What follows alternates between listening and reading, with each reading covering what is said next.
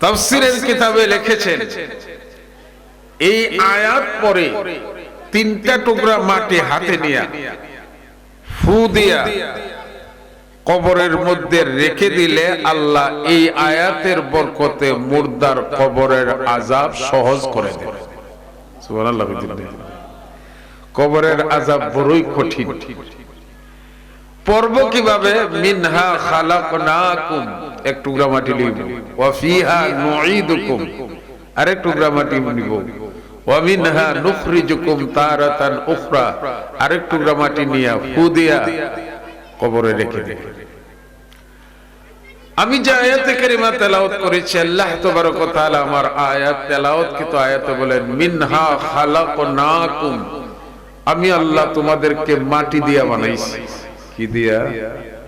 আরো জোরে, মাটি। এখন একটা প্রশ্ন এবং তার জবাব, যে মাটি দিয়া মানুষ বানাইছেন, কেউ কালা, কেউ লাল, আবার কেউ শামলা কেন? আমরা দেশে দেখবেন ইট কোম্পানির ইট সব এক জাত মতন না। আল্লাহ তো ইচ্ছা করলে সবরে এক জাত বানাইতে পারতেন। কেউ লাল, কেউ কালো, কেউ শামলা, এমন কেন? আল্লাহ যখন মানুষ বানাইবেন তখন আল্লাহ জিবরাইলকে বললেন ইন্নী জাইলুন ফিল আরদি খলিফা, আমি দুনিয়াতে আমার প্রতিনিধি বানাবো। সুবহানাল্লাহ। মানুষ বানাবো, মাটির প্রয়োজন। সুবহানাল্লাহ। মাটির প্রয়োজন। জিবরাইল আলাইহিস সালাম এত শক্তিশালী ফেরেশতা, যার সর্বমোট 600 ডানা রয়েছে। সুবহানাল্লাহ বলেন। কয়শ ডানা? 600। ডানাগুলি কত বড় হবে? একটা ডানা যদি প্রসারিত করে, শাহপুরের বাবারা, পৃথিবীর পূর্ব প্রান্ত থেকে নিয়ে পশ্চিম প্রান্ত পর্যন্ত এক সুতা পরিমাণ জায়গা ফাঁকা থাকে না। একটা না, আর 599টা রুই। কথা বুঝেননি আপনারা? বাড়িতে লইয়া যাইবানি? জিবরাইলকে আমার আল্লাহ যখন নির্দেশ করলেন, জিবরাইল তার হাত দ্বারা একটা খাবলা দিল। আমরা তো খাবলা ওরা মিশনো বাইরে যাই, তো একটা হতো দেখি যে খাবলা মাইরা ঠেলা মাইরা বইয়া দালায় মাতুন বাইরে যান। জিবরাইল আমিন তার হাত দ্বারা একটা খাবলা দিলেন। পৃথিবীর পূর্ব প্রান্ত থেকে নিয়ে পশ্চিম প্রান্ত, উত্তর থেকে নিয়ে দক্ষিণ প্রান্ত পর্যন্ত এক সুতা পরিমাণ জায়গা ফাঁকা নাই। সুবহানাল্লাহ। এখন 8টা হত বড়ইব, এটা আপনারা কে লোলা ডান মারেন। এইভাবে খাবলা দিয়ে আড়াইছেন, মাটি নিয়ে দিছেন। আপনারা যারা কৃষক লক্ষ্য করে দেখবেন, কোন বন্দের মাটি লাল আসেনি না? আবার কোন বন্দের মাটি কালো, আবার কোন বন্দের মাটি লালও না খালাও না। যাদের অংশে লাল মাটি পড়েছে সে হলো লাল মিয়া, যার অংশে কালো মাটি পড়েছে সে হলো কালো মিয়া, আর যার অংশে লালও না কালা না এলা হলো শ্যামল শ্যামলা। ঠিক না বেটি? মাটির তৈরি জিনিসগুলি অত্যন্ত দুর্বল। আমরা যখন আগের যুগে জিয়াফতে যাইতাম সংগ্রামের পরে পরে, তখন লাখ বাসো বইতাম আর বালতির মধ্যে জাবরা ধুইতাম। 500 জনে হাত ধুইল হানি না হবে। 500 জনে হাত ধুইল হানি না হবে। মাটির বর্তনে খাবার দিত, মাটির খট্টা দিয়া তরকারি দিত। এক কট্টা দিলেও হয়তো বাইরে আর দিস না, চামচ বাইরে এনে বেজাল বাইরিছে, একটু বেশি উঠলো এই খেজাবারে। উড়সির বিষয় রেখা জামাইরা ফালাইছে। মাটির একটা বর্তন যদি হাত থেকে পড়ে যায়, ভেঙ্গে চূর্ণ বিচূর্ণ হয়ে যায়, 1 পয়সারও দাম। বরঞ্চ আপনি আমার বাথরুমের ভিতরে যে প্লাস্টিকের বদনা ব্যবহার করি, গসা খাইয়া যদি তলা হয়ে যায়, বাঙ্গারির লোকেরা 5 টাকার বুট বাদাম দিয়ে নিয়ে যায়। এই সময় যদি একটা মাটির বাঙ্গা তাল হাজির করে এখন আমার নাতে খান্দে 2 টাকার মোটর দিলাম, বাপ ডাকলো দিত না, ঠিক না? ঠিক। কেন? মাটির জিনিস বাংলে কোনো দাম নাই। হে শাহপুরের মুসলমান,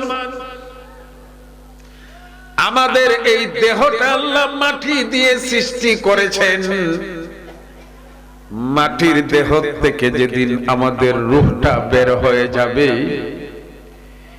এই পৃথিবীতে আপনি আমার কোনো দাম থাকবে না, নিতর হয়ে আমরা পড়ে থাকবো, ঠিক না? ঠিক।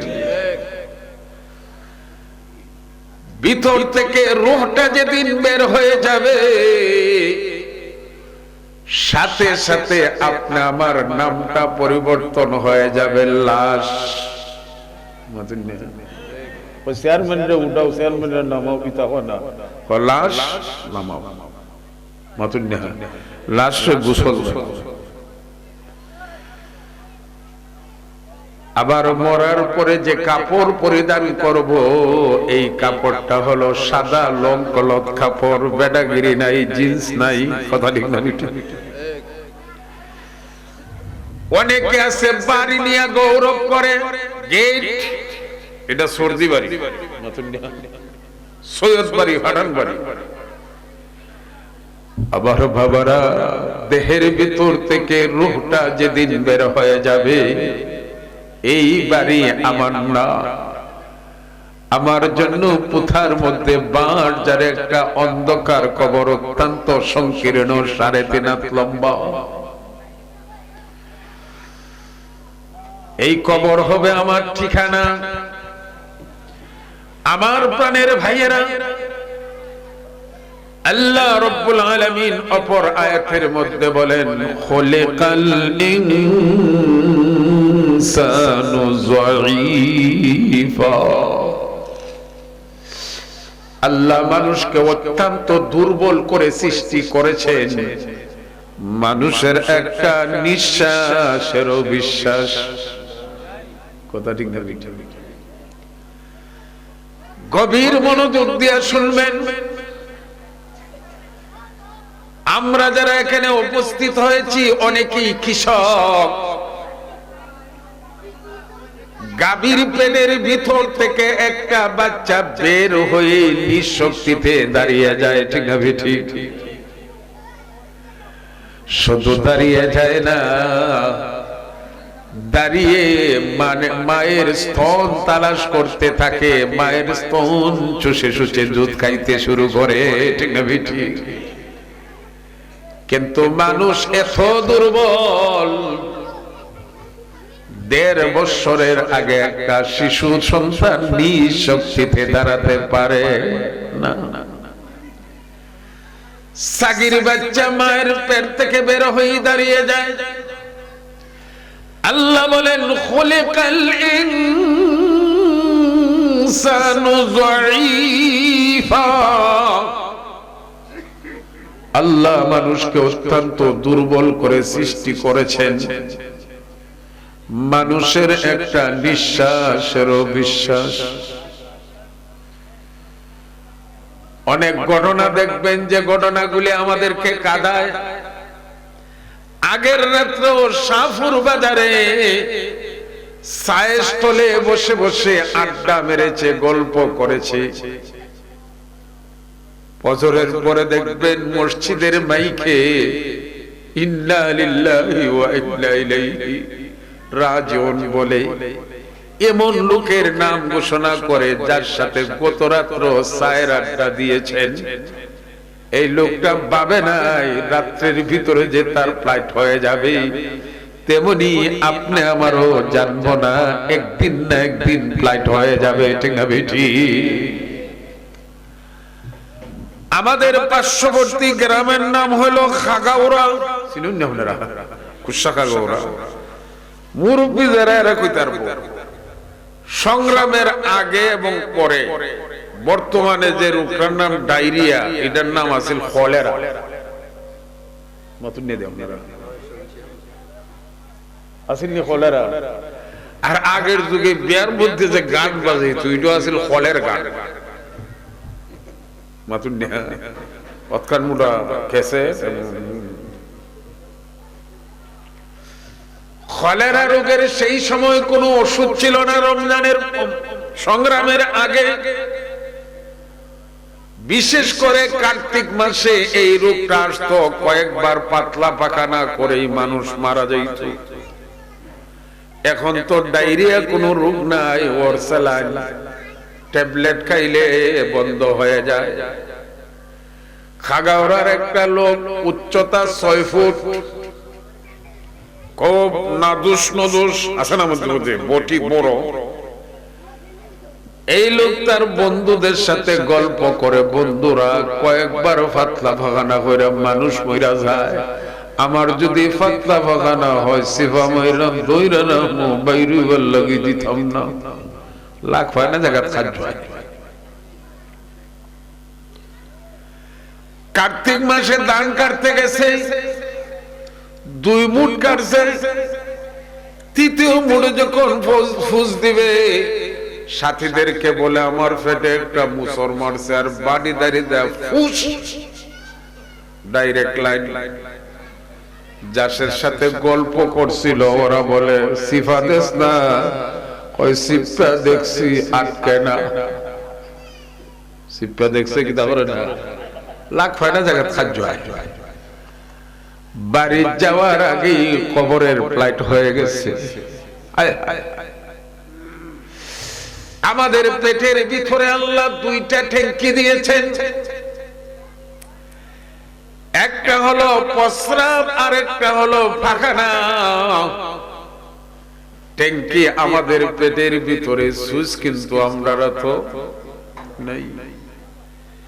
যদি পায়খানার তলব না হয় কুতাকুতি করলে খাবইব, আবার যদি পাতলা পায়খানা হয় সিফা দিও আটকানি যায় না।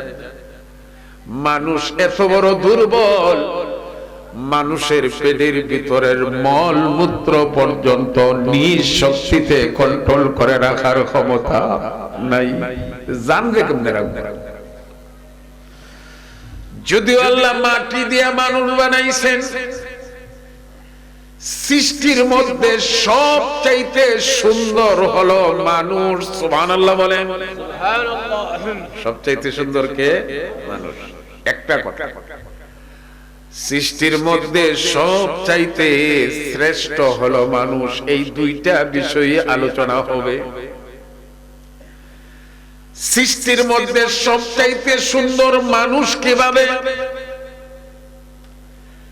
ঈসা ইবনে মুসা হাশিমি 14 তারিখের পূর্ণিমার রাত্রে ওনার স্ত্রীকে নিয়ে ঘরের ছাদের উপর গল্প করতেছেন। আমরা দেশের মানুষের রুচি নষ্ট হয়ে গেছে, বোর সাথে গল্প করে না, হালিরে ভাইলে বোঝা যায় সবে কদর হইছে। নিজের ক্ষেতের খবর নাই, পড়ার ক্ষেত্রে সার মারে, এরকম আসেনি না? নাই। আপনারা লক্ষ্য করে দেখবেন, বাইনিয়া চুম যাইতে খালার ডোবা 2টা রিসুট আছে। আসরের পরে শুধু গার্লফ্রেন্ড আর বয়ফ্রেন্ড মোবাইল লইয়া মাতুন না, স্বামী স্ত্রী না, বাবি নিয়া, প্রবাসীর বউকে নিয়া রঙ্গলীলা বসায়, এরকম আসেনি না? নাই। আবার দেখবেন রত্নার পাশে আরেকটা, আবার খালিদাস টাকা একটা, আবার ঢাকা যাইতে এক বাউল আর ফাউলে খুলছে 8টা। ঠিক না? শাহপুরের মুসলমান আপনার বৈধ স্ত্রীকে নিয়ে যত বিনোদন করবেন ততই সওয়াব, সুবহানাল্লাহ বলেন। যত ফুর্তি করবেন ততই সওয়াব। আল্লাহর নবী 10টা অথবা মতান্তরে 11টা বিয়ে করেছেন। সর্বপ্রথম যাকে বিয়ে করেছেন উনি আরবের একজন ধনাঢ্য মহিলা, নাম হলো খাদিজাতুল কুবরা। আল্লাহর নবী খাদিজাতুল কুবরাকে বিয়ে করার আগে খাদিজাতুল কুবরার আরো 2টা বিয়ে হয়েছে, বিধবা।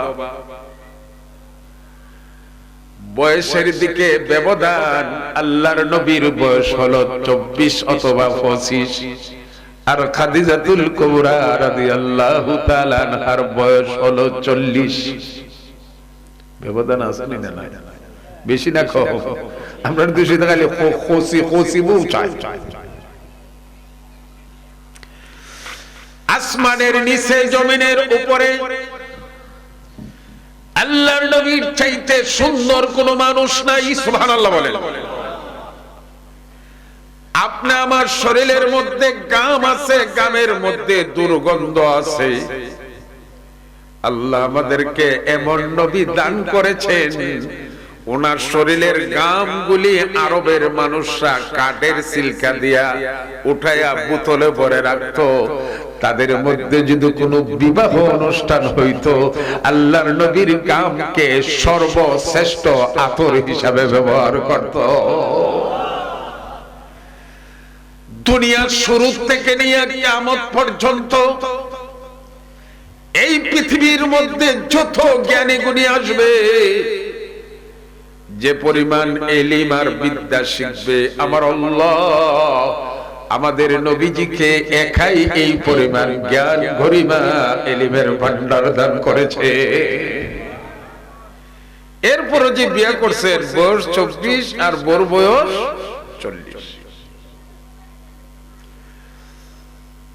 শাহপুরের কোন যুবককে আমি যদি বলি, আমার তো শাহপুরের হয়েছিল, হ্যাঁ যুবক, তোর জন্য একটা কন্যা দেখেছি, ডেলি 10 পারা কোরআন শরীফ পড়ে, 3 দিনে খতম, অত্যন্ত রূপসী সুন্দরী, দুনিয়ার কেউ তার চেহারা দেখে নাই।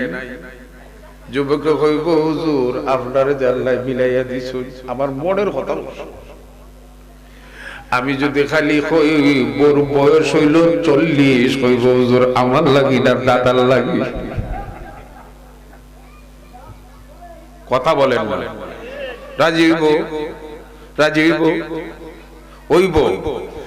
লন্ডনের লাল পাসপোর্ট যদি হয়, আমি উচিত কথা কই, একবার দাওয়াত দাও কোন জায়গাতে, আমার এই ধরনের আশা পোষণ করি না, আর উপরে বলবো ডাল লাগে।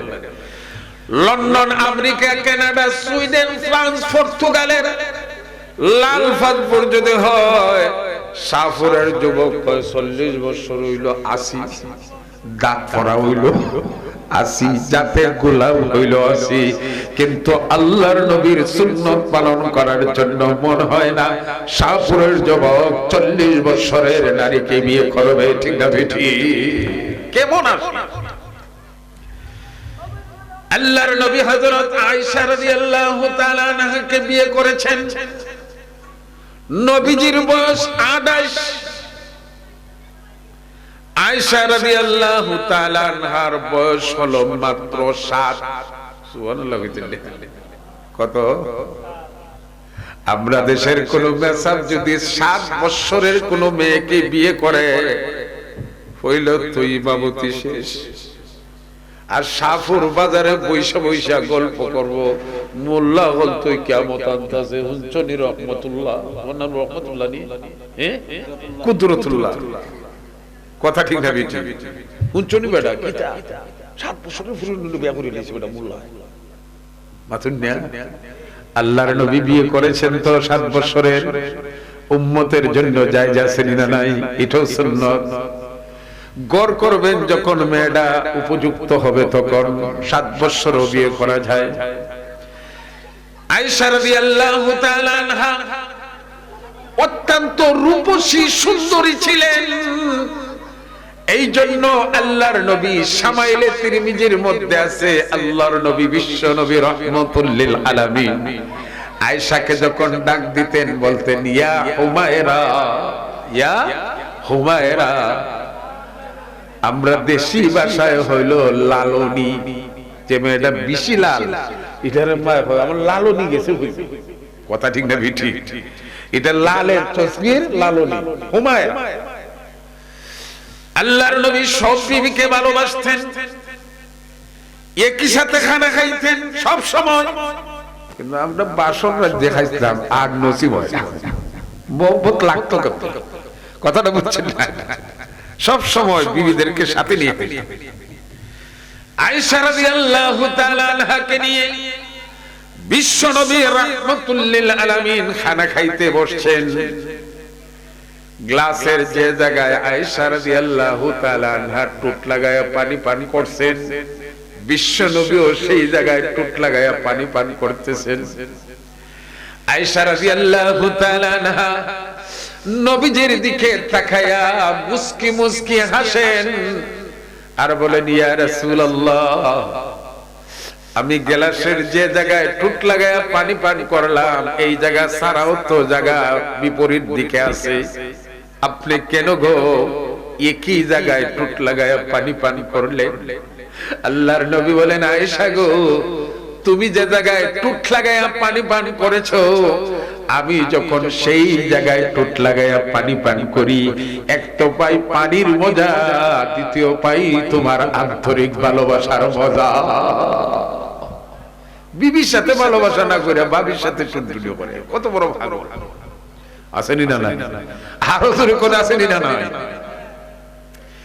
আয়েশা রাদিয়াল্লাহু তাআলা আনহাকে নিয়ে বিশ্ব নবী রাহমাতুল লিল আলামিন খানা খাইতে বসছেন। মোরগের রান আয়েশা রাদিয়াল্লাহু তাআলা আনহা রানের যে জায়গায় মুখ লাগায়া গোশত খেয়েছেন নবীজি, এই জায়গায় মুখ লাগায়া গোশত খাচ্ছেন। সুবহানাল্লাহ। আয়েশা রাদিয়াল্লাহু তাআলা আনহা বলেন ওগো নবীজি, অপর দিকেও তো খাইতে পারতেন, এই জায়গায় কেন আপনি মুখ লাগায়া গোশত খাইলেন? আল্লাহর নবী বলেন আয়েশা গো, তুমি যে জায়গায় দাঁত লাগায়া গোশত টেনে টেনে খাইছো, আমি যদি সেই জায়গায় দাঁত লাগায়া গোশত খাই, এক তো পাই গোশতের মজা, দ্বিতীয় পাই তোমার আন্তরিক ভালোবাসার মজা। আল্লাহু আকবার।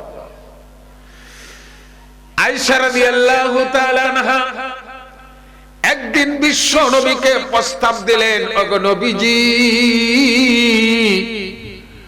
আমার মনে চায় আপনাকে নিয়ে একটা দৌড় প্রতিযোগিতা দিব। সুবহানাল্লাহ।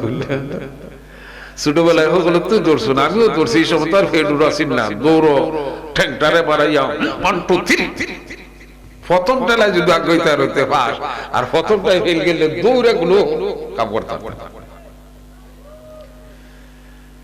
আয়েশা রাদিয়াল্লাহু তাআলা আনহা স্ত্রী, নবীজি স্বামী, আর আমরা এমন কপাল পোড়া, কত মহব্বত ছিল বিবিদের সাথে, আর আমরা বোঝা যায় জামাই আর বউ আওয়ামী লীগ আর বিএনপি। জামাইয়ের কথা বউ সহ্য করে না, বউয়ের কথা জামাই সহ্য করে না। আল্লাহর নবী রাজি হয়ে গেলেন। এবার দৌড় প্রতিযোগিতা শুরু হলো। আয়েশা রাদিয়াল্লাহু তাআলা আনহার বয়স কম, হালকা, নবীজির স্বাস্থ্য মোটামুটি ভালো। আয়েশা রাদিয়াল্লাহু তাআলা আনহা দৌড় প্রতিযোগিতায় বিজয়ী হয়ে গেলেন, আল্লাহর নবী হেরে গেলেন। আয়েশা রাদিয়াল্লাহু তাআলা আনহা নবীজির চেহারা মুবারকের দিকে তাকায়া বলছেন, ওগো নবীজি, আপনি তো সমস্ত নবীদের নেতা, ঠিক না বেঠিক? সমস্ত নবীদের ইমাম, কিন্তু বুঝলাম না একজন মহিলার সাথে দৌড় প্রতিযোগিতায় হেরে গেলেন। সুবহানাল্লাহ। সমস্ত নবীদের ইমাম আর একজন মহিলার সাথে দলুই আপনি পাল্লা না, কিছু বুঝলাম। আল্লাহর নবী রাহমাতুল লিল আলামিন ডাক দিয়া বলেন, আয়েশা গো, এটা ফাইনাল না। সুবহানাল্লাহ, এটা ফাইনাল না, এটা শুধু রান হইছে, সামনে ফাইনাল। সুবহানাল্লাহ, কত সুন্দর। আল্লাহর নবী বললেন, তিলকাল আইয়ামু নুদাউলুহা বাইনান নাস। আয়েশা গো, ঈদের শেষ নয়, চূড়ান্ত প্রতিযোগিতা সামনে হবে। বেশ কয়েক বছর পরে যখন আয়েশা রাদিয়াল্লাহু তাআলা আনহার স্বাস্থ্য বৃদ্ধি পাইল, নবীজির কিন্তু স্মরণ আছে, খেলা যে ফেল গেছলা। এবার নবীজি প্রস্তাব দিলেন, আয়েশা গো, আমার মনে চায় তোমার সাথে আবার দৌড় দিব। সুবহানাল্লাহ, আবার দৌড় দিব। আয়েশা রাদিয়াল্লাহু তাআলা আনহা বলেন, ওগো নবীজি, আপনি তো দৌড় দিয়ে আমার সাথে পারলেন না, হেরে গেলেন, আবার দৌড় দিতে চান বলে? হ্যাঁ, এটা হইলো ফাইনাল। সুবহানাল্লাহ, এই ম্যাচটা হইলো ফাইনাল। এটা তুমি যদি বিজয় হও তুমি, আর নাইলে আমি, দেখা যায়। এবার যখন দৌড় প্রতিযোগিতা শুরু হলো, বিশ্বনবী বিজয় লাভ করলেন। সুবহানাল্লাহ বলেন। আয়েশা রাদিয়াল্লাহু তাআলা আনহা হেরে গেলেন। এবার নবীজি বলেন, আয়েশা গো, ফাইনালে চূড়ান্ত বিজয় কে হয়েছে? আয়েশা বলেন, আপনি, আপনার সাথে তুলনা হয় না। বিবিকে নিয়ে দৌড় প্রতিযোগিতা দেওয়া সুন্নাত। আমরা দেশের কন্যাসের দল বাবির লইয়া দৌড় মারে। এদিন ফেসবুকে দেখলাম জামাই বেটা হরিরে লইয়া গেছি। আমরা খুঁজতে সবাই বলতো লজ্জা লাগে, এর চাইতে গাধা হতে পারে। কথা ঠিক না বেটি? শাশুড়িকে মায়ের মর্যাদা দিতে হয়। কথা ঠিক না বেটি? আর কত সুরার ঘরে সুরা বলতে তো হালি লইয়া বাগছে, এটা সীমা হই নাই। কথা ঠিক না বেটি? আরো সুরে আওয়াজ দিয়ে বলেন, ঠিক না বেটি? আমার প্রাণের ভাইয়েরা আর বাবারা, শোন, ঈসা ইবনে মুসা হাশিমি 14 তারিখের পূর্ণিমার রাত্রে ওনার আপন প্রিয়তমা স্ত্রীকে নিয়ে ঘরের ছাদের উপরে গল্প করতেছেন। আসমানের 14 তারিখের পূর্ণিমার চাঁদ, আগামীকাল হলো 14 তারিখ, দিবাগত রাত হলো শবে বরাত। ঠিক না বেটি? 14 তারিখের পূর্ণিমার চাঁদ কতই না উজ্জ্বল।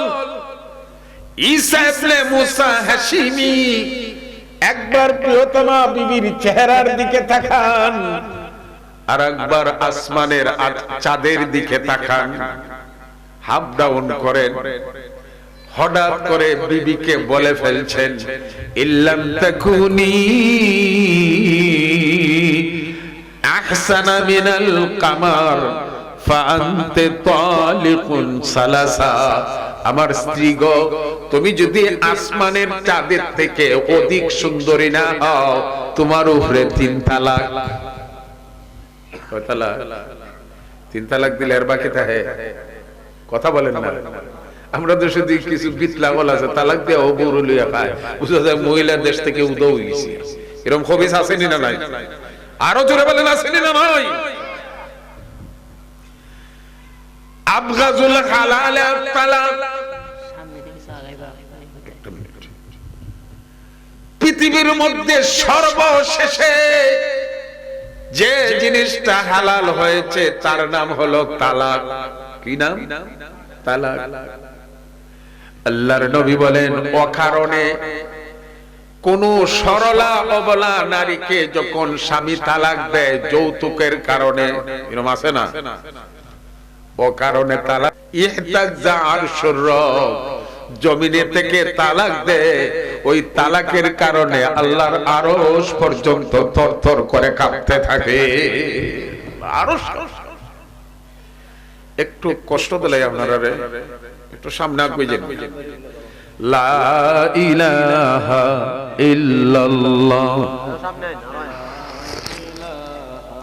ইল্লাল্লাহ লা ইলাহা ইল্লাল্লাহ লা ইলাহা ইল্লাল্লাহ লা ইলাহা ইল্লাল্লাহ মুহাম্মাদুর রাসূলুল্লাহ সাল্লাল্লাহু আলাইহি ওয়াসাল্লাম। কথা বুঝতেছেন তো?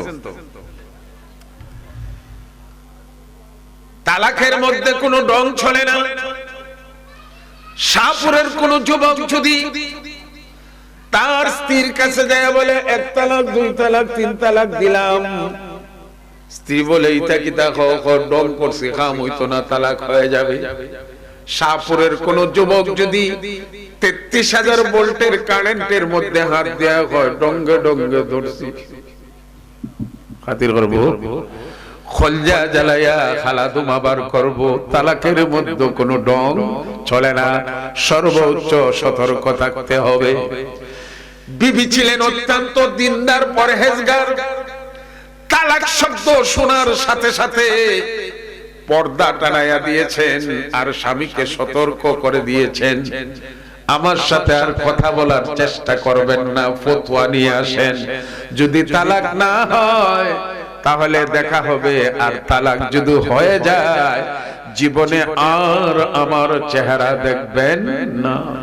কিন্তু আমরা দেশের মহিলারা কত বেহায়া, তালাক দিলে টাকপিট পোশাক ফিন্দা স্বামীর দোকানের সামনে দা যায়, শয়তান কয় তোর বউ দেউ করলে দিছুই গেছি মাতুন না ভাব ধরা, এরকম আছে না? নাই। আবার অনেক মহিলা তালাক প্রাপ্ত হইয়া সৌদি আরব, আবুধাবি, দুবাই, কাতার, মালয়েশিয়া খাদ্দামা বিছায় চলে যায়, টাকা লাগে না। বাচ্চার বাপরে ফোন দেয়, আব্দুল্লাহর বাপ তালাক যে দিছো 30,000 বেতন ভাই, হের বেশার উঠে যায়, আমি আবার তোমারে চাই। এমন অনেক গাদা আছে তালাক পাত্তা বিবি নিয়ে সংসার করতেছে গোপনে গোপনে। শাহপুরের মুসলমান কেউ যদি তার স্ত্রীকে তালাক দিয়ে দেয়, 4 মাস 10 দিন ইদ্যত পালনের পরে, অন্য স্বামী বিয়ে করার পরে আবার যদি তালাক দেয়, তাহলে 4 মাস 10 দিন ইদ্যত পার হলে পূর্বের স্বামী বিয়ে করতে হবে। ইল্লা সরা সল্লা সরা ভুল তথ্য দিয়া যদি ওই বিবিকে নিয়ে ঘর সংসার করে, যতবার বিবির গায়ে হাত লাগাবে জিনার গুনাহ লেখা হবে, সহবাস করলে জিনার গুনাহ লেখা হবে। এরপর থেকে যত সন্তান হবে ওই সন্তানগুলি হবে জারজ সন্তান, অবৈধ সন্তান। কথা বলে ঠিক না বেঠি? বিবি টাক করে পর্দা টানাইয়া দিয়েছে। ঈসা ইবনে মুসা হাশিমি চিন্তায় পড়ে গেছেন, ইজাইতে ডং কেমনে করলাম। তিনি খলিফা আবুল মনসুরের একজন কর্মকর্তা ছিলেন। পরের দিন যায় খলিফা আবুল মনসুরকে বললেন, হুজুর আমি তো মারাত্মক ভুল করে ফেলেছি। কি করেছো? গত রাত্রে বাচ্চার মাকে নিয়ে ঘরের ছাদের উপরে গল্প করতেছিলাম, রাতটা ছিল 14 তারিখের পূর্ণিমার রাত। একবার চাঁদের দিকে তাকাই, একবার প্রিয়তমা স্ত্রীর দিকে তাকাই, হঠাৎ করে ডঙ্গে ডঙ্গে বলে ফেলছি, তুমি যদি আসমানের চাঁদ থেকে সুন্দর না হও, কয় তালাক? 3 তালাক। খলিফা আবুল মনসুর জিহ্বার মধ্যে কামড় দিয়া কয়, পাগল, তুই জানোস না তালাকের মধ্যে যে কোনো ডং চলে না? হুজুর ডঙ্গে ডঙ্গে মুখি দাইস। খলিফা আবুল মনসুর সেই যুগের বড় বড় আলিমদেরকে দাওয়াত করলেন এই ব্যাপারে ফতোয়া জিজ্ঞাসা করার জন্য। সব আলিম ফতোয়া দিয়ে দিছে তালাক হয়ে গেছে, কারণ মানুষ চাঁদের চাইতে অধিক সুন্দর হতে পারে না।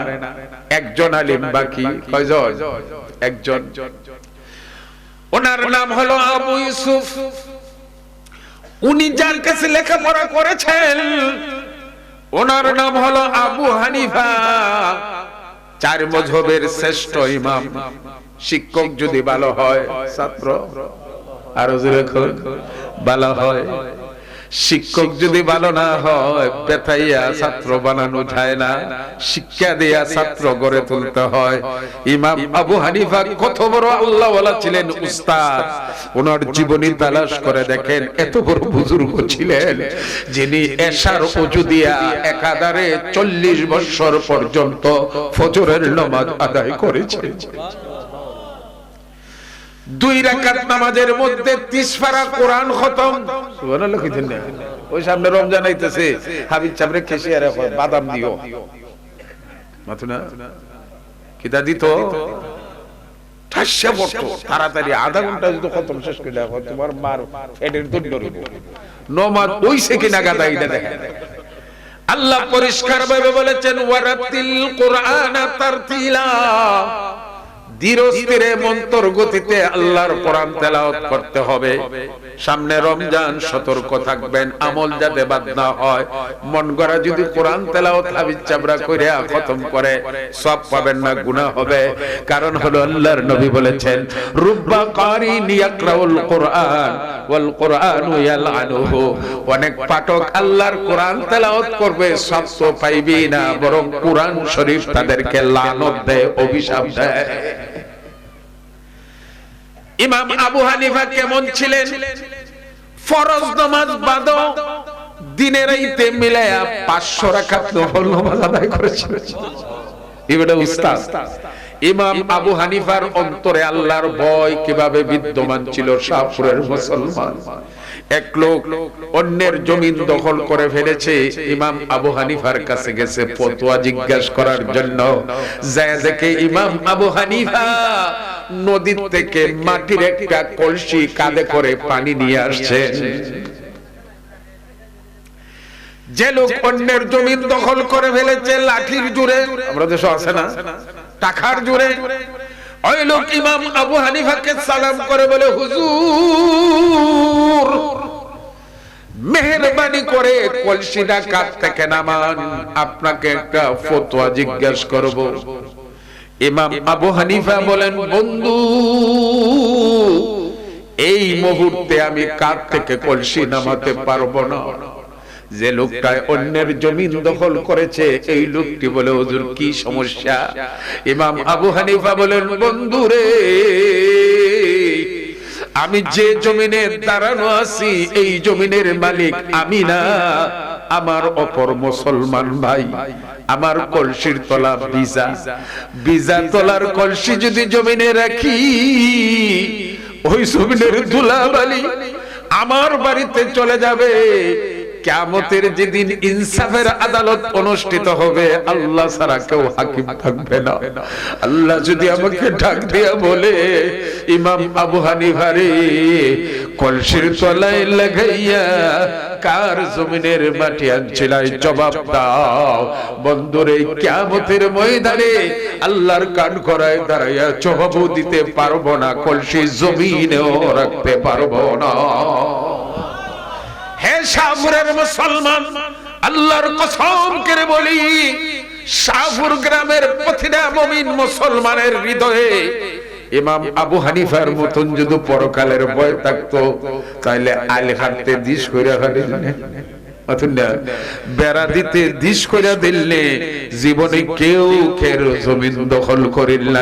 কথা বলেন ঠিক না বেটি? যে লোকটা আসছিল ফতোয়া জিজ্ঞাসা করার জন্য, এই লোকটা 2 হাত জোর করে কয়, হুজুর আমারও ফতোয়া লাগতো না। সুবহানাল্লাহ, আমার আর ফতোয়া লাগতো না। ইমাম আবু হানিফা বলেন, কেন লাগতো না? লোকটি বলে, হুজুর যা বুঝার বুঝেছি,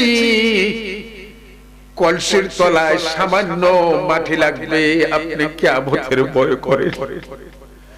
আর আমি যে লাঠির জোরে, টাকার জোরে, গিরিশ ইটালির টাকার প্রভাবে অন্যের 2 হাত জায়গা দখল করে ফেলেছি, আমি তো কিয়ামতের ময়দানে রেহাই পাবো না। হুজুর ফতোয়া লাগতো না, সীমানার ফিলারটা জায়গায় নিয়ে আসবো, মালিকের পায়ে ধরে কষ্ট দিয়েছি, ক্ষমা প্রার্থনা করব। ইবাদার ছাত্র আবু ইউসুফ, সুবহানাল্লাহ, যেমন উস্তাদ এমন ছাত্র। খলিফা আবুল মনসুর আবু ইউসুফকে বলে, হে আবু ইউসুফ, সমস্ত আলিমরা ফতোয়া দিয়ে দিছে তালাক হয়ে গেছে। মানুষ চাঁদের চাইতে সুন্দর হতে পারে না। তুমি কি বলো? ইমাম আবু ইউসুফ বলেন, আমার দৃষ্টিতে তালাক হয় নাই। সুবহানাল্লাহ বলে।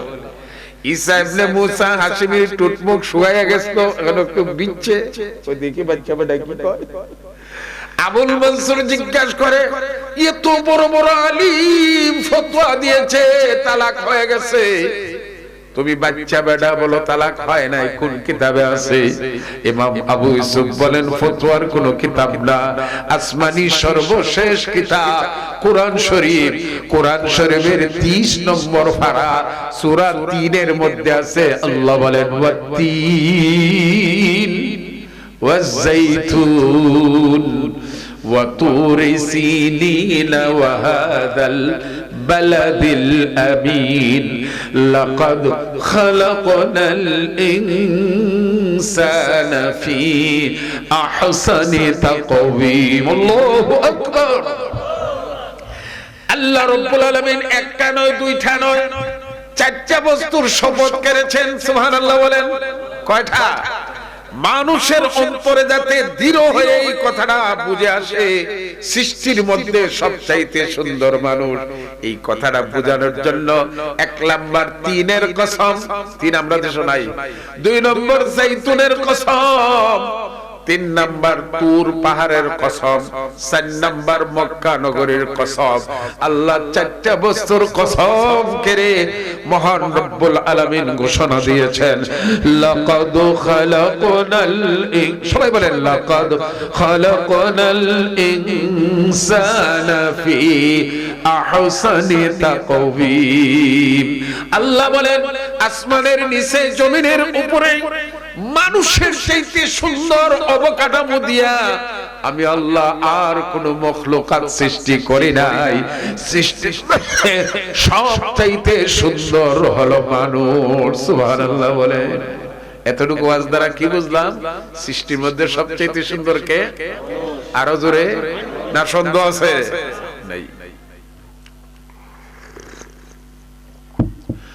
2 নম্বর সৃষ্টির মধ্যে সবচাইতে শ্রেষ্ঠ হলো মানুষ।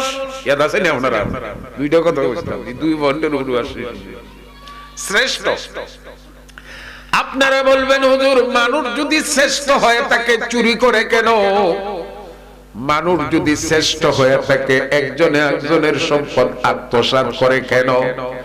মানুষ যদি শ্রেষ্ঠ হয়ে থাকে মানুষ মানুষের ক্ষতি সাধন করে কেন? উদাহরণ দিচ্ছি, আমরা সব সময় দাগনি খাইতে খাইতে ভালো লাগে না, মধ্যে মধ্যে তরতরা তরকারি খাই, লতা ভাতা ইত্যাদি দিয়া, ওই সাবরি ঘুমাইলি শুনি, তরতরা শুটকি মুটকি দেয়া, মাছের কয়েক টুকরা দেয়া, আমার কাছে খুব ভালো লাগে। ওটা দিলে গুস্ত খাইতে খাইতে বয়ল হয়ে গেছি। শীতল অথবা শুটকির তরকারি যদি সামান্য বাসির আবাস হয়, মহিলারা তালাব পাড়তে কয়েকটা লেবু পাতা আন্না আর বেলফুই 2টা দিয়া এটারে একটু সরসরা করে আজাইলায়, চুটকি চুটকি লাগে, খাইলাও যায়। কিন্তু চিনি গুড়ার সালার গুরু গুজতে বিরিয়ানি রাখছে, এটা যদি গান্দা হয় 1 কেজি ঘি ডাইলো শুদ্ধ হওয়া যায় না। কই ভালানি লাগে? লেফটিনের বাড়ি দাও। মানুষ সৃষ্টির মধ্যে সবচেয়ে শ্রেষ্ঠ, কিন্তু মানুষের চরিত্র যদি খারাপ হয়, কি খারাপ হয়? চরিত্র যদি খারাপ হয় এই মানুষটা আল্লাহর কাছে কুকুর শ্রীগাল চাইতে আরো নিকৃষ্ট। কথা বলে ঠিক না বেটি? সুন্দর করে আপনাদের বোঝানোর চেষ্টা করব মানুষ কিভাবে চেষ্ট হলো। আল্লাহ রাব্বুল আলামিন যত মখলুকাত সৃষ্টি করেছেন এর মধ্যে একটা জাতের নাম হলো ফেরেশতা। আছে না নাই? আরো জোরে কোন আছে না নাই? ফেরেশতা ছিলেন না? 2 কাঁধে 2 জন আছেন না নাই? আরো জোরে বলেন না, আছেন না নাই? ফেরেশতার মধ্যে আকল আছে, লোভ নাই। জীবনে কোনদিন শুনেছেন 2 ফেরেশতা মারামারি কইরা হবিগঞ্জ খাজিনা হসপিটালে ভর্তি হইছে? আমরা তো সব বিড়ি খাওয়া লইয়া মারামারি, তাস খেলা লইয়া মারামারি, জোয়ার দেখা লইয়া মারামারি, ফিশারি লইয়া মারামারি, বিল বাদল লইয়া মারামারি, নালা নিয়া নর্দমা নিয়া মারামারি। আছেন না নাই? ফেরেশতার মধ্যে আকল আছে, লোভ নাই। এই জন্য মামলা মোকদ্দমা মারামারি নাই। দ্বিতীয় নম্বরের জাতের নাম হইল হায়ানাত, গরু, ছাগল, মহিষ, কীট, পতঙ্গ। ওইগুলির মধ্যে আকল নাই, লোভের কোনো সীমা। আরো জোরে, গাং থেকে বল মাছ ধরলে বল মাছের ফিটের ভিতরে ফারগা মাছ পাওয়া যায়, বাল্লা মাছ, পুঁটি মাছ পাওয়া যায়, নিজের যাত্রে যাতে গ্রাস করিয়া লয়। পশুর মধ্যে একটা খারাপ স্বভাব আছে, শক্তিশালী গুলি দুর্বলের উপর চাপায়া পড়ে, দুর্বলের খাবার ছিনিয়ে নিয়ে যায়, কারণ তাদের আকল নাই, এরা তো পশু। কিন্তু আমাদের সমাজে একদল নেতা আছে, সমাজের নেতৃত্ব পায়া গরিব দুঃখী মানুষকে শোষণ করে খায়, এরা হলো মানবপ্রবী পশু। ঠিক না বেঠি? এটা পশু স্বভাব। 3 নম্বর জাতের নাম হলো মানুষ। মানুষের মধ্যে আল্লাহ দুইটা গুণ দিবেন, আকলও দিবেন, লোভও দিবেন। সংক্ষেপে বুঝাই 2-4 মিনিটের ভিতরে আকল কিভাবে আসি। একবার গেছে লাকড়ি আনতে, 2 জনের লাকড়ির বোঝায় কই মাথাত লইলাইছে, হঠাৎ করে স্লিপ কাটতে পড়া গেছে গা। বেটা আসমানের দিকে চায়া কয়, আজরাইল রে, তুই খাল লাগে আমারে দেখছ না। আরে ডাক দিছে মানুষে, আজরাইলের ডরাই আইসিউর ভিতরে ঢুকে মাতুন না, আর হে আজরাইলের ডাকে। আল্লাহ কয়, আজরাইল এর খলজাটা কতখান মোটা, সমস্ত দুনিয়ার মানুষ তোমাকে ভয় পায়। কুল ইন্নাল মাউতাল্লাযী তাফিরুনা মিনহু ফাইন্নাহু মুলাকীকুম। দুনিয়ার সব মানুষ মরণ থেকে পালাবার চেষ্টা করে, এদিকে তোমার এটা এর সাথে একটা দেখা কইরাও, তবে হামলা চালাইও না, হে টিকিট কাটা হইছে না, খালি দেখা কইরাই। আজরাইল আইয়া হেরে জিগায় লাকড়িওয়ালা রে, কি রে তুই কেন লাগে আবার ডাকছস? হে দেখে মোটা মোটা ফাও, মাথা দেহ হই যায় না। বুখারী শরীফের হাদিস, ফা থাকবো জমিনে, মাথা থাকবো আসমানে। 7টা মহাসাগরের পানিকে যদি একত্রিত কইরা আজরাইলের মাথায় ঢেলে দেওয়া হয়, 7টা মহাসাগর, একটা ফোঁটা পানি জমিনে পড়বে না, সব পানি মালাকুল মউত আজরাইলের মাথায় আটক হয়। সুবহানাল্লাহ। হে দেখবো কেমনে? হে মুডো মুডো ফাও দিকে জিগা, আপনারে চিনলাম না। আজরাইলে কয়, একটু আগে তোর কোন বাপরে ডাকছিলে, গজা বলে সিনস না। এর কি একটা বুদ্ধি দেখো। হ্যাঁ কয়, সাপ আপনারে তো এই কথা কইছিরা, ইয়া জাননি। আওরের মধ্যে লাকড়ির বুঝাটা ভরে গেছে গা, চতুর্দিকে তাকায়া দেখছে কোনো মানুষ নাই। আর নবীজি বলছেন আপনি সারা বিশ্বে বিচরণ করেন। আমি একটা ডাক দিয়ে দেখলাম, মানে নেটওয়ার্কের ভিতরে না বাইরে। কারণ মোবাইল যদি নেটওয়ার্কের বাইরে থাকে, ফোন করলে ফোন ঢুকে না। আপনি নেটের ভিতরে তাহলে হুন্ডা লাইছো লাইছো, লাকড়ির বুঝাটা মাথা উঠাইয়া দেয়। বুদ্ধি আছে না নাই? আবার মানুষের মধ্যে লোভ আছে, এই কথাটা বলে হয়তো আমার পরবর্তী বক্তা চলে এসেছেন, শেষ করব। আবার লোভ আছে, 500 টাকার যদি রোয়ার খামলা নিন, আস্তে আস্তে রয়, একটু পরই বিড়ি ধরায়, 3 বেলায় 2 জায়গা রইতো মানে না, 4 বেলায় কথা হচ্ছেন না নি। আর একই খামলারে যদি সুকো দেলায়, তাহলে দেখা যায় 11টার সময় রইলায়, পেশাবে ধরলে সিফা মাইরা ধরে, আর খামলা ধরলে আস্তে আস্তে লোভ আছে না নাই? খামলা বলতে কইব, আর তালুকদার বাড়ি আইতে না, 500 টাকা রোজ যদি মাটি খাটার খামলা ধরেন, আছে না? একবার জোর জোর মাটি তুললে আর আস্তে আস্তে নিয়ে ফেলায়, বুঝা যায় মাটি দুঃখ ফেলি।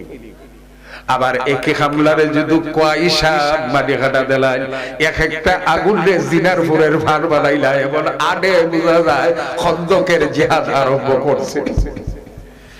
টলি দিয়া যদি মাটি কাটান, কইতাম নি টলি উল্লাহ বলে আমার বিরুদ্ধে বুগা যাক গো, আমার দরকার নেই। গাড়ি হিসাব যদি মাটি কাটাই সমান সমান, আর চুগো যদি মাটি কাটা দেন, যে পুকুরটা বইরা দিবে 3 লাখ টাকা, এক একটা টলিরে কবর বানাই নাই। মাথুন না, লোভ আছে না নাই? তাহলে মানুষের মধ্যে আকল আছে, লোভ আছে। পশুর মধ্যে শুধু লোভ আছে, আকল নাই। ফেরেশতার মধ্যে শুধু আকল আছে, লোভ নাই। আল্লাহর নবী বলেন, মান গালাবা আকলুহু আলা শাহওয়াতিহি ফাহুয়া আফজালু মিনাল মালাইকা। মানুষ যখন তার লোভকে দমন করে রাখবে, আকলকে প্রাধান্য দিবে। যদিও আল্লাহ মাটি দিয়া মানুষ বানাইছেন, ওই মানুষের মর্যাদা আল্লাহর কাছে নূরের তৈরি ফেরেশতার থেকে আরো বেশি। একবারে এক মিনিট একটা কথা বলে, আমি এক জায়গায় ওয়াজ করতে গেছি, রাস্তা গাড়ি দাঁড় করে বুঝছি চা খাইতাম, দেখি দুই বুড়া বেটা গফ করে। এক বুড়া বেটার দাঁত একটা নাই, মাথুন না তো হি বুড়া ওই বেটা সাথী হই, হি বুড়া হয় ভাই আল্লাহ আমার উপরে রহমত নাজিল করছেন, দাঁত নাই যেটা এটা হয়, দাঁত আছে যেটা একটু হচ্ছে না, এটা হয় কিতারে রহমত, তোর উপরে গজব নাজিল হইছে। তোর বয়স আর আমার বয়স কাছাকাছি, তোর দাঁত সব পড়ে গেছে আর আমার দাঁত একটু হচ্ছে না, তোর উপরে গজব নাজিল হইছে যে বুড়ার দাঁত একটাও নাই। এবার ভাই সাহেব এটার মাঝে যা আপনি বুঝতা না, বর্তমান জমানার হালচাল বালানা, সামান্য কথা কাটা করে আর মাটিসা ছড়াইয়া দাঁত ফালাই দিব। ই পৃথিবীর কেউ জন্ম নিয়েছে না আমারে ছড়াইয়া দাঁত ফালাইতো, দাঁত নাই বেটা দাঁত ফালাইতে পারবো। তাহলে ফিরিস্তার আর গুনাহ করার দাঁত নাই, সুবহানাল্লাহ, ক্ষমতা হই নাই। আমরার গুনাহ করার দাঁত আছে নি? বউরে লইয়া তুইয়া হরিরে লইয়া গেছি, বউরে তুইয়া হালিরে লইয়া গেছি, মাথুন দেহা এটা কের কারণে? দাঁতের কারণে। ফাআলহামাহা ফুজুরাহা ওয়া তাকওয়াহা। আল্লাহু আকবার। আল্লাহ মানুষকে ক্ষমতা দিয়েছেন, ইচ্ছা করলে পাপ কাজ করতে পারে, ইচ্ছা করলে পাপ কাজ থেকে বিরত থাকতে পারে। আল্লাহ বলেন পৃথিবীর মানুষ দুই ভাগে বিভক্ত। কয় ভাগে? কয় ভাগে? দুই ভাগে। আল্লাহ রাব্বুল আলামিন বলেন পৃথিবীর মানুষ হইল দুই ভাগে বিভক্ত। ইন্নাল আবরার লাফি নাঈম ওয়া ইন্নাল ফুজ্জার লাফি জাহিম। এই পৃথিবীর মানুষ দুই ভাগে বিভক্ত, কিন্তু আমরা সমাজের দুই দলে মাল লাগলে মাঝখানে এক দল হয় ফিং দেউরা। উত্তেজনা কইছে বা শাহর বাজার গেলে ধরবো আজকে খুলিস যেটা গোল্লা লইয়া যাবে না, এটা গোল্লা লইয়া যায়, এরকম আছে না? আল্লাহ বলেন পৃথিবীর মানুষ দুই ভাগে বিভক্ত। একদল হলো নেককার, এদের ঠিকানা জান্নাত, আর একদল হইল বদকার, এদের ঠিকানা হলো জাহান্নাম। ও আমার বাবার ভাইয়েরা, নেককার কারা? আল্লাহর হুকুম মানে যারা, তারা হলো জান্নাতি। আল্লাহর হুকুম মানে না যারা, জাহান্নামী। বুঝে থাকলে বলো নামাজ 5 ওয়াক্ত ফরজ নি, যারা পড়ে এরা জান্নাতি, আর যারা পড়ে না এরা হলো জাহান্নামী। যতটুকু আলোচনা হয়েছে আল্লাহ আমাদেরকে আমল করার তৌফিক দান করেন। আমার ছোট্ট ভাই অনেক দূর থেকে এসেছেন, আমি হয়তো 2-4 মিনিট নষ্ট করে নিয়েছি। 8টা পর্যন্ত আমার টাইম আছে, 3 মিনিট গেছে, এই জন্য আমি ক্ষমা চাই। মুসাফির মানুষ নাইলে বুদ্ধ টুদ্ধ করবো,